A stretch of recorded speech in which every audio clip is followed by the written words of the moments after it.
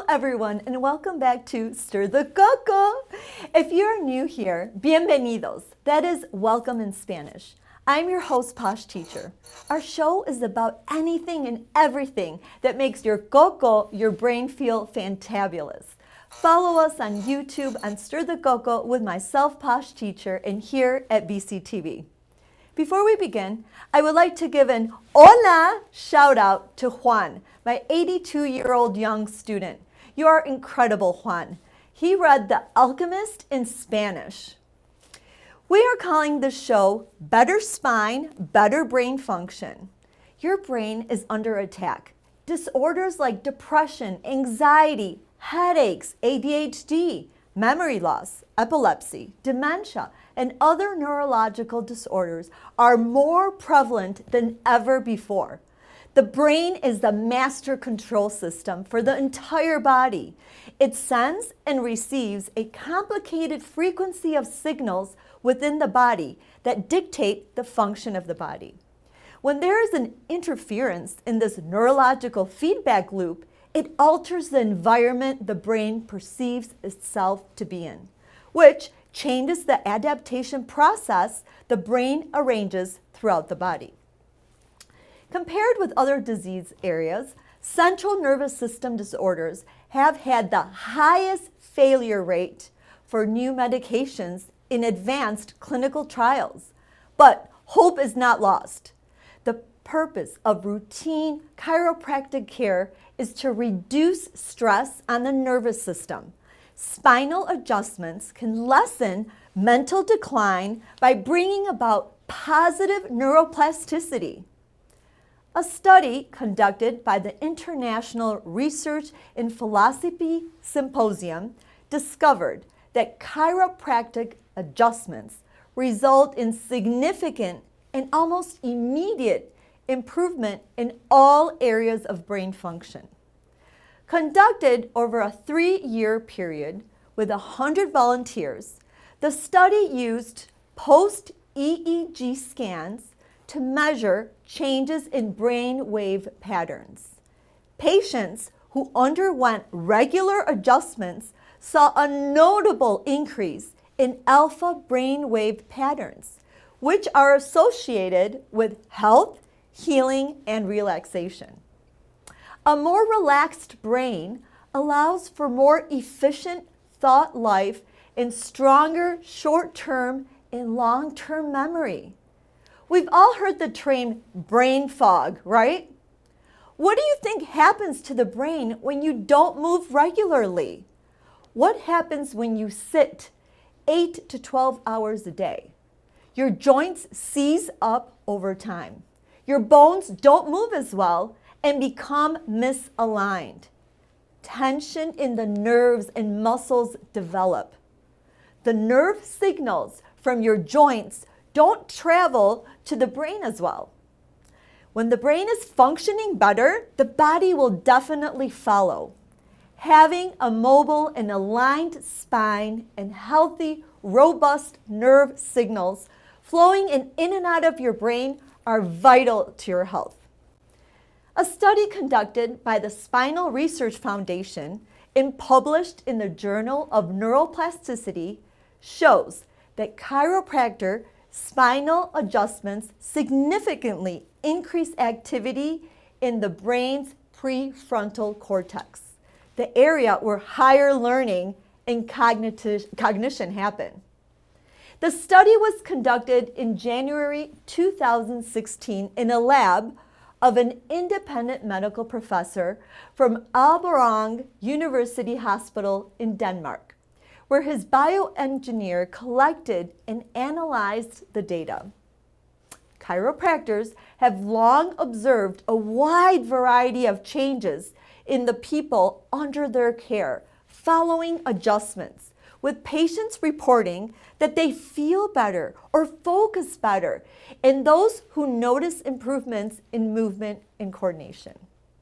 The prefrontal cortex runs important control mechanisms, including your joint position, and that is the brain's ability to know where the arms and legs are in space. It also controls mental rotation. In simple terms, it's when you imagine how something would look like if it were turned around or flipped or viewed from a different angle. The study showed that a chiropractic adjustment changes the brain function by almost, are you ready? 20% on average. Researcher Heidi Havoc noted that this effect on the function of the prefrontal cortex could explain many previous research results, such as improvements in sensory motor function relevant to falls prevention, better joint position sense in both the upper limb and the lower limb. It also improved muscle strength in your lower limb muscles, better pelvic floor control, and better ability to carry on mental rotation of objects. To recognize some objects, you may need to mentally rotate them. For example, to recognize the letter P versus the letter B, if they were not upright, you would need to rotate them in your mind to figure out which letter it was. Havoc said that she and her team are excited about the evidence regarding the location of changes post-adjustment. This is solid scientific evidence that adjusting the spine changes the way the prefrontal cortex of the brain is processing information from the arm. She said it demonstrates we change the way the brain works and shows that spinal function impacts brain function. All right, with that amazing piece of information, let's go to our Spanish class before we go and chat with our guest today. So, our Spanish, number one, número uno, my back hurts. Me duele la espalda. Me duele la espalda. One more time. Me duele la espalda. But after chiropractic care, this condition might change. Número dos, number two. I feel really good. Me siento muy bien. Me siento muy bien. One more time. I feel really good. Me siento muy bien. Perfecto. Let's go on to number three. Número tres. I have good posture. Tengo buena postura. Tengo, which means I have, buena postura. I have good posture. One more time. Tengo buena postura. Perfecto. Let's review. Quiz time. I have good posture. Tengo buena postura. I feel really good.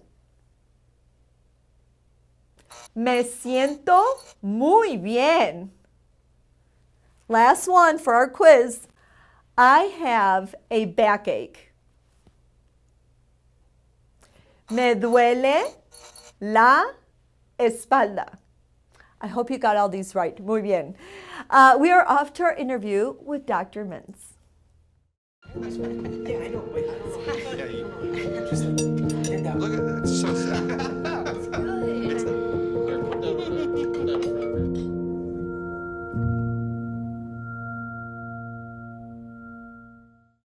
Hello, everyone, and welcome back to Stir the Coco. We have a very special guest today, Dr. Mintz, and he has over 25 years experience as a chiropractor, and he specializes in holistic spinal care and neurofeedback. Dr. Mintz, welcome to the show. Thanks for having me. Excited to be here. Well, we are too, and we were going to get to this soon, but someone's wondering what is that. But first of all, can you share your journey of what led you to become, a chiropractor? Sure. So when I was growing up, my best friend's dad was a pediatrician. And I loved, he was a great guy, and he took me under his wing a little bit. So even though he tried talking me out, I was like, I want to be a pediatrician. He's like, oh, the hours are terrible. You get calls in the middle of the night. But I went to undergrad at Michigan State University. I was pre-med in the Lyman-Briggs program, which is a science program, taking other classes besides sciences. And I ended up taking an anthropology class on culture, health, and illness. And it was really interesting. We had acupuncture, Chinese medicine, Ayurvedic medicine, chiropractic came up, a few other things. And long story short, I ended up being interested in I had never heard about chiropractic. So the chiropractor who was supposed to come speak to our class, she couldn't make it. So I asked the professor for her information. I said, I want to just check this out.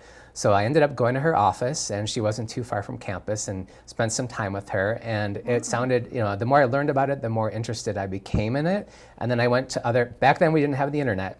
Okay. So I opened up the phone book, literally, started calling chiropractors in the area, and I went to go visit another chiropractor. He was younger at the time. He was probably in his mid-30s, and so we kind of connected on that, and I ended up getting adjusted. He's like, oh, you should be getting adjusted.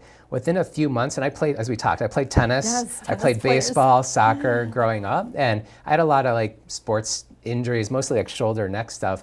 I started getting adjusted. Within a month, my neck and shoulder pain was gone. But then I also noticed as I continued going, I had chronic respiratory issues, asthma, allergies. I had pneumonia quite a bit throughout middle school. And within a few months, I wasn't using my inhaler anymore. My allergies were better. I'm like, what is this stuff? So, it made such a difference for my health and my life that I said, I want to become a chiropractor. This is what I want to do.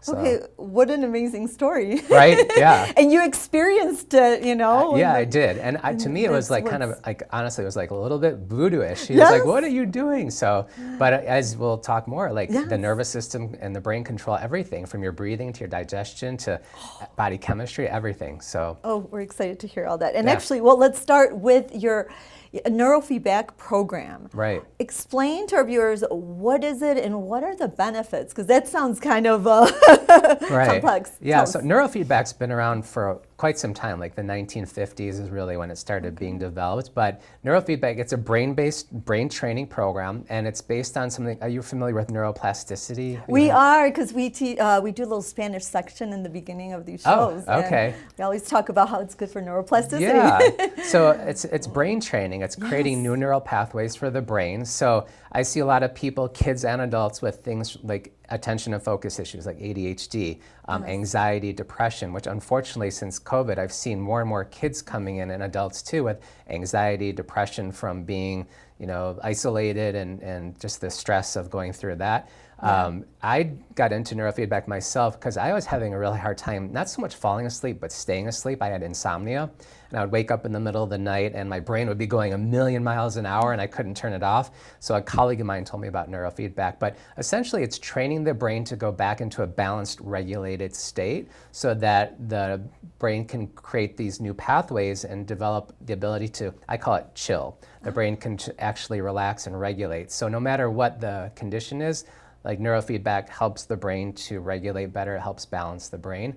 It's great because it's non-invasive, there's no medication, it's a root What did cause. they do? Do they put, things on your head? Yeah, when you're basically, you're sitting in a reclining chair, there are sensors that we place on the ears and on the scalp. We put some headphones on, you're listening to music or watching something on a screen, and the brain's getting feedback from the music or what's on the screen as they're doing the program.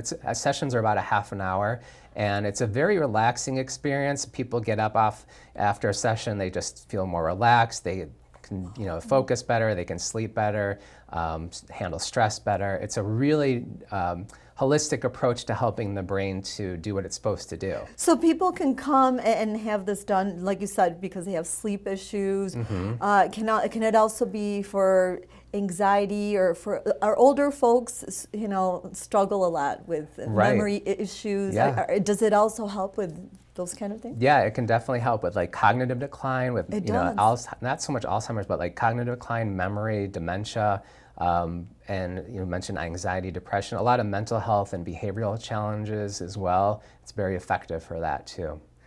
So the benefits are very strong.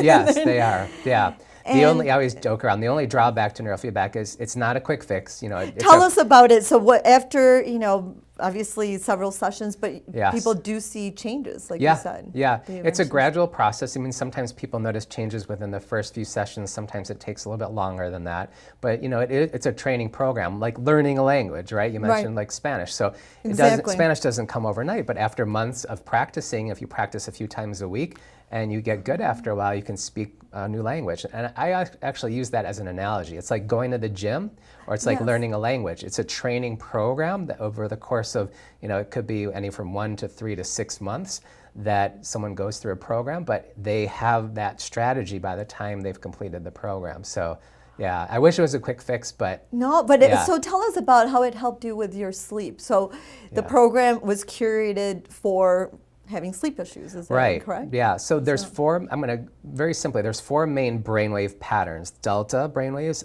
alpha, theta, and beta. Okay. Each of those brainwaves has a normal range that it's supposed to be in. Just think about like your body temperature. It should be around 98.7. It might go up a little or down a little, but if you're sick and you have a fever, it's going to go way, it's going to give it 100, 102, 103.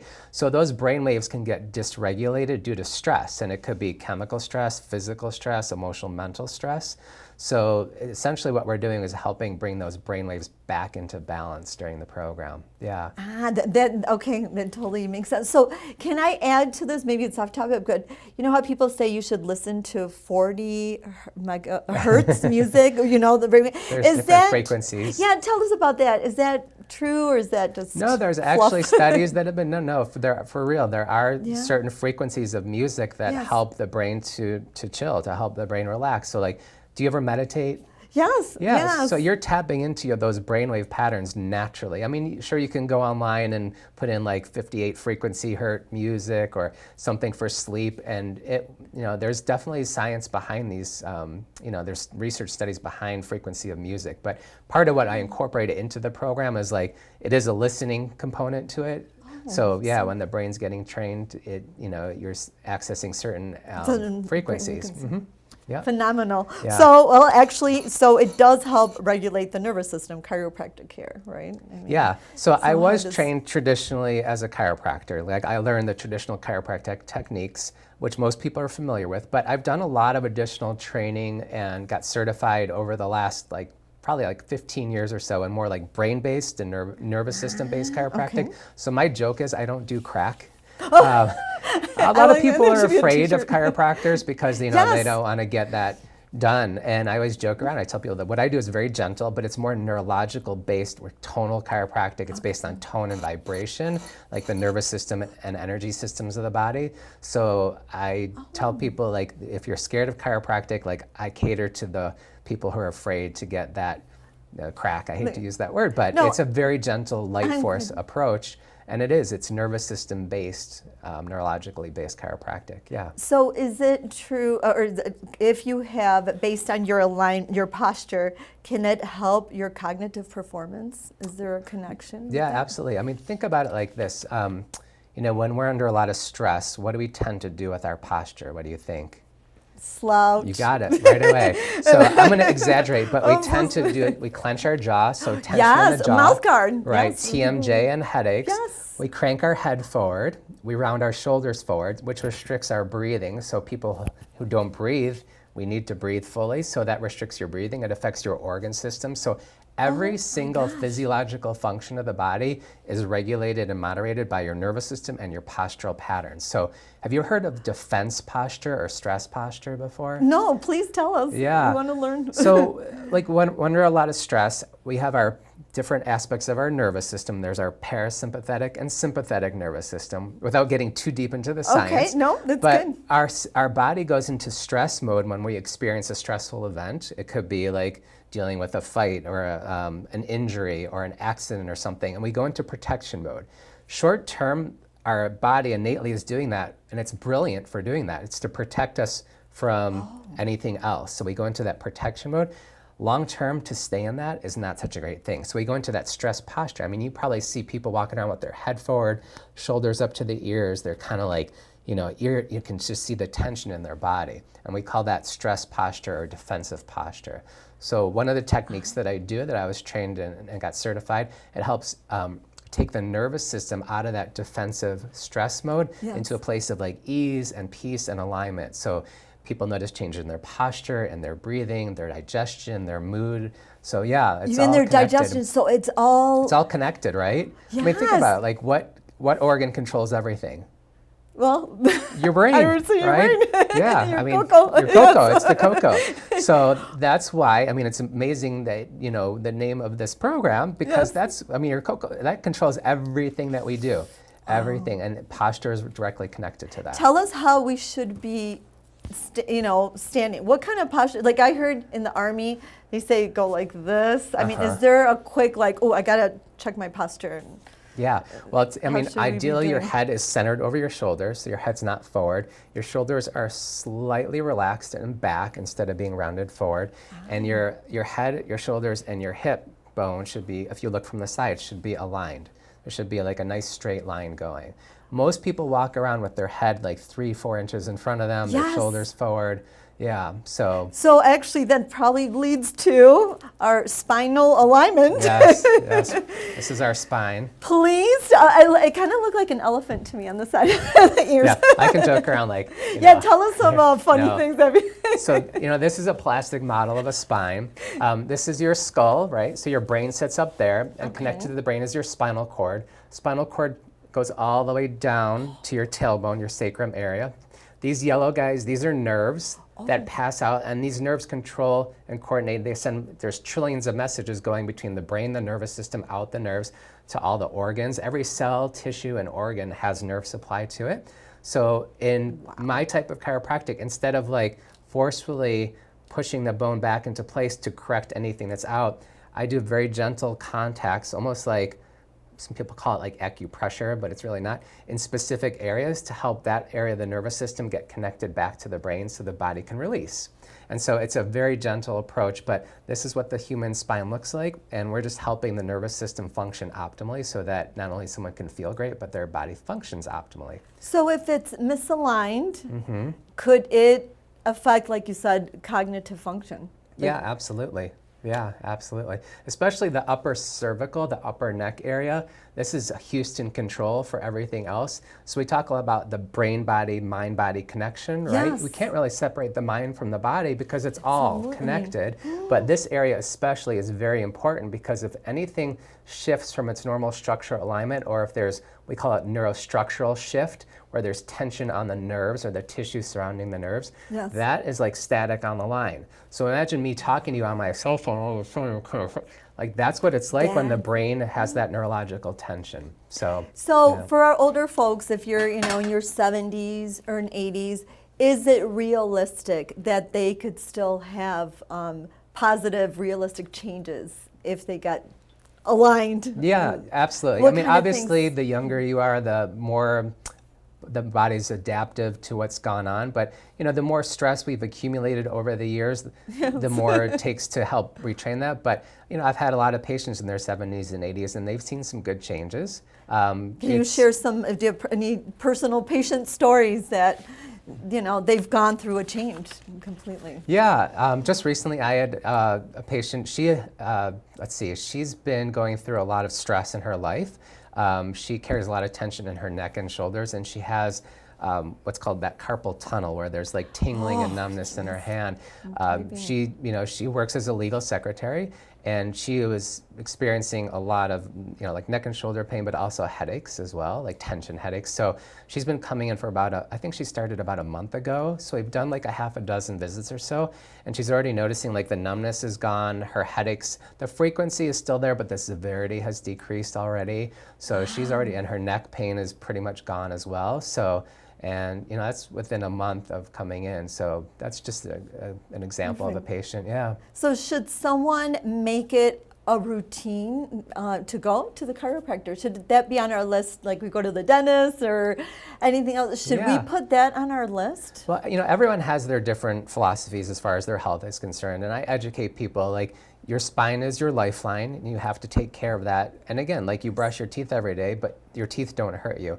Most people associate chiropractic with back pain or neck pain. Yes, which that's it's, the stigma. obviously, it's great for that. But when it comes to, like, taking care of your body and your health, like, a lot of people are more proactive, and they want to do things that will enhance their health. So I have a lot of patients that do come in for what we consider, like, wellness care, or they come in for tune-ups. Like, I had a mom and her daughter, they haven't been in quite some time. We were laughing about it. They haven't been in since October of last year. Here we are almost a year later. Yeah. But, she's like, we need to get tuned up today. They're tuned up. I love that. I think we should all get our tune up. Right, tune up, exactly. Yeah, some I people love come in on a that. regular basis, and some people I only see them when they're hurting. But, I tell patients, like, you brush your teeth every day, your teeth don't hurt, but you do go to the dentist. Yes, you're right. That's all important. You get your eyes checked, your teeth checked, you get your spine checked, right? Well, yeah, we're going to put that on the list. Right. Spine check. And actually, what are some key, from your advice, key factors from the holistic approach that we should integrate into our lifestyle? Yeah. What are key things that we should, as a takeaway from you? Yeah, I mean, there's a lot of things, but I think, there's a couple things that I feel are really important. The first one is, like, nutrition and diet, because what you put into your body is your fuel. So eating, healthy, try and do organic, like fruits and vegetables, and clean eating. Clean eating. Yeah, Love that. things like that. Hydration is very important for the spine as well, because Oh, it is. yeah, Tell us about that. We're big on that. These circular are your discs. So you Yes. hear people having, like, disc herniation Yes. or disc bulges or Yeah. a slip. So these discs are very spongy, almost like a sponge-like material. So if we're not hydrated enough and we don't get movement into our spine, because exercise is the next thing I was going to talk about, Yes. is those discs can dry out like a sponge almost. And that's why we have disc thinning and disc degeneration and disc herniation. So hydration is really important, as well as, like I just said, exercise. So whatever it is, walking is great, swimming is wonderful, like martial arts, yoga, tai chi, Pilates, anything, tennis, right? Yes, Racket we're- sports, we're big fans. We're big fans, Yeah. yay. So anything that incorporates movement is really good. And I educate patients. We try and walk like 6,000 to 10,000 steps a day. And you can use your Apple Watch. You can use a pedometer. You can use your I saw someone iPhone. with a pedometer. They put it on their keychain. Yeah. People have, like, wearables. There's Oura rings and Whoop bracelets that can track your exercise and movement. But nutrition, exercise, stress reduction, chiropractic care, positive mental attitude, having a positive outlook, and whether it's meditation or prayer. I mean, these are all important things that incorporate the pieces of the puzzle to keep us healthy and happy, right? I love that. Well, I think we're all, I feel great. I think it's time to go play tennis. Yeah, let's go. Let's go. Or go watch the U.S. Open and see how Right? good we could be. Exactly, yeah. Well, before you go, speaking of healthy, I have a manzana, an apple, Oh, which nice. is definitely something that's good, right? Right, exactly. Well, here is your pregunta, your question, and after you answer it, we'll teach you a Spanish word that has Okay. to do with it. So here we go. Dr. Mintz, do chiropractors secretly have a favorite joint to adjust? Oh my gosh. So I love the upper cervical area, like I mentioned, the upper neck. 'Cause Yes, like I yes. said, that's the Atlas vertebrae. So Atlas held up the world, right? In Greek mythology, your Yes. Atlas holds up your brain. Okay. So one of my favorite areas of the spine to focus on is that upper cervical C1 area, because literally that controls and coordinates everything between brain and nervous system, because that's your gateway between the brain and the rest of the body. So think about the Atlas. That's the top vertebrae in your neck. So that is a lot of chiropractors. Some only adjust that vertebrae. That's the only vertebrae That's that how adjust. the master place to work Exactly. with. Yeah. So we call that Houston control. Houston control. Yeah. I love that. There's an expression in I'm trying to remember in Spanish actually. See? It's the opening, like, we'll have to edit this out a little bit, but it's like it's like the mouth of God. La boca de Dios? Yes, there's some chiropractic. Oh, they call it la boca de Yeah, Dios? because that's your like pathway of communication between consciousness, right? Brain-body connection. And a lot of people who, that. when they talk, like chiropractors who focus on area, that's like that's the connection between you and your creator. So, Oh my gosh. Yeah. Well, do you want to learn that as your word? I think we should do that. Let's do that. Here we go. Okay, 3 words. Okay. La boca, boca it's 4 words, de de Dios. Dios. Muy bien, la boca de Dios. La boca de Dios. Dr. Mintz, perfecto. Gracias. De nada. Well, thank you for coming on our show. And Thanks for having I know, me. is this heavy to carry today? No. She's light. She She's travels okay. easy. Oh, yeah. God, she was great, and Yes. we learned a lot from her. Exactly. Well, thank you for coming on the show. Absolutely, and my pleasure. hopefully we'd love to have you again. So, gracias. Thank you. Yeah. Okay, adios. Adios.